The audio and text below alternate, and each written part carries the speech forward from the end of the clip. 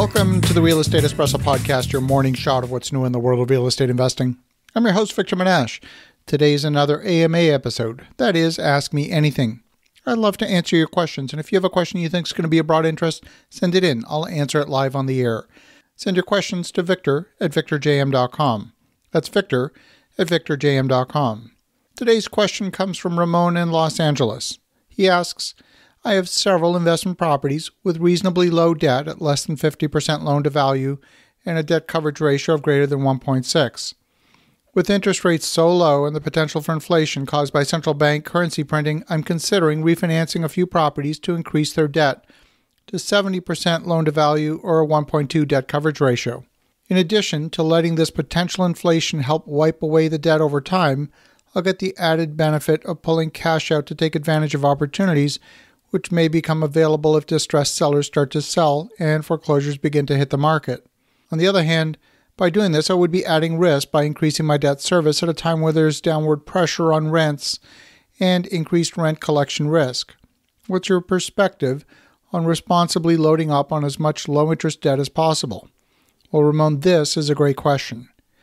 Money always comes to you in one of three ways. It comes in the form of earned income, residual income, or capital gains. And the choice of how much debt to take on is going to influence where you're going to get your income from. Is it going to be earned income, residual income, or capital gains? If you take on more debt, the residual income from the business is going to go down. A lower debt service and a higher debt coverage ratio means higher cash flow for you at the end of each month. If your goal is cash flow, then taking on more debt is going against your residual income or cash flow objective. But if you're willing to defer a portion of the residual income in order to grow the portfolio and ultimately increase the total portfolio, it could be a winning strategy. Let's look at the long-term implication of inflation. The government pumps printed money into the economy. That means the newfound money is going to be put to work, and that usually drives an increase in prices, one way or another. Even when inflation's been reported to be below the quote-unquote target of 2%, we've seen many segments of the economy where prices have increased faster than 2%. Borrowing as much as you can for as long as you can, assuming, of course, you remain the right to repay, can be a very effective strategy. And you're right in saying that you are taking on a bit more risk. So I'm going to make up some numbers to create a little bit of a fictitious example.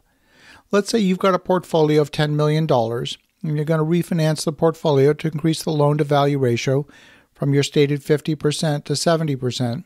You're going to take on an additional $2 million in debt. The debt coverage ratio might fall from 1.6 to 1.2, and you're quite right in pointing out that the lower debt coverage ratio does have more risk associated with it. The risk is that the portfolio might experience negative cash flow if you have something unexpected happen. Maybe tenants stop paying their rent. You might be able to lock in a lower interest rate than you had before, so the refinance could be beneficial even without increasing the loan amount. But let's say you increase the loan amount to the maximum loan proceeds with a debt coverage ratio of 1.2. It's not just the loan amount that matters. A longer amortization period will also lower your monthly payments. If you're able to increase your loan term to the longest possible and the amortization period to the longest possible, you may be able to make up for the reduction in cash flow.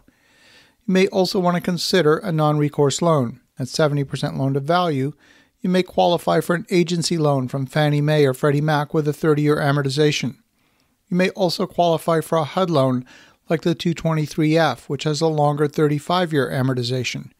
It has a higher debt ceiling of 85% loan to value and a lower debt coverage ratio minimum of 1.18. Now, I'm not a mortgage professional, so you always want to be working with your own local licensed mortgage professional. I'm only giving you ideas of things you could explore.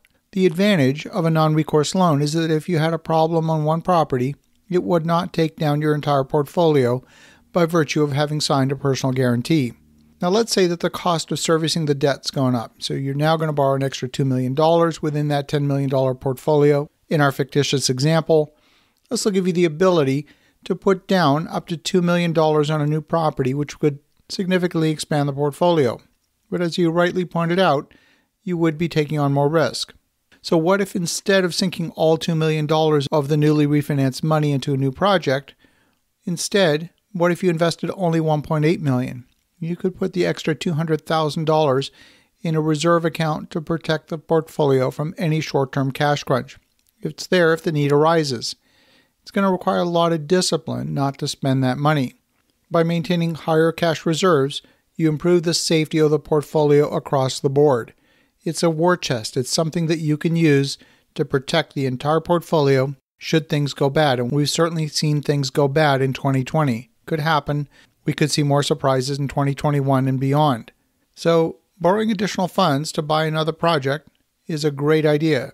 And if you can increase your war chest, your cash reserve on your balance sheet, you could have the best of both worlds. You could improve the safety of the portfolio and at the same time acquire another project. It's a great idea to refinance, borrow as much as you can for as long as you can. As you think about that, have an awesome rest of your day. Go make some great things happen. Talk to you again tomorrow.